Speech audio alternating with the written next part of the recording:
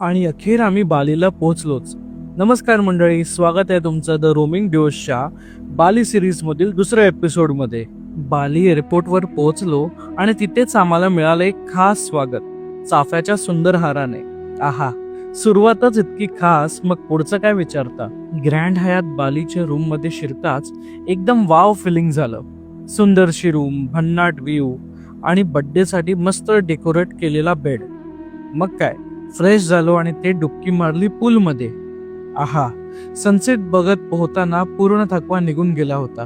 दुसऱ्या दिवशी आम्ही सकाळी गेलो वॉटर स्पोर्ट्स ऍक्टिव्हिटी साठी बाली इंदा येथे. जेट स्की, बनाना बोट आणि पॅरासेलिंग करताना खूप मजा येत होती.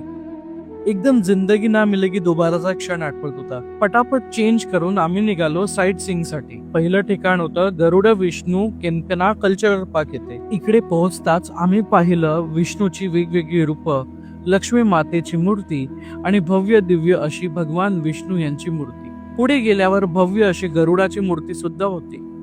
आणि सरते शेवटी आम्ही उभे होतो जगातल्या चौथ्या सर्वात उंच अशा गरुड विष्णू मूर्ती समोर. इकडे उभं राहताच एक वेगळाच पॉझिटिव्ह वाईब जाणवत होते. गरुड विष्णू मूर्ती बघून आम्ही निघालो पुढच्या स्पॉट साठी, जे होतं उलवतू मंदिर, जे भगवान शिवाला समर्पित आहे.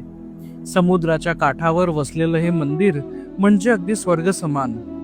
पण इकडची माकडं म्हणजे कहरच.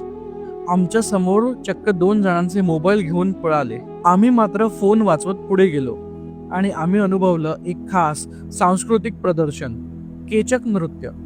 मंत्रमुग्ध करणाऱ्या आवाजात आणि नृत्यात अनुभवली रामायणातील केचक शैलीतील कथा.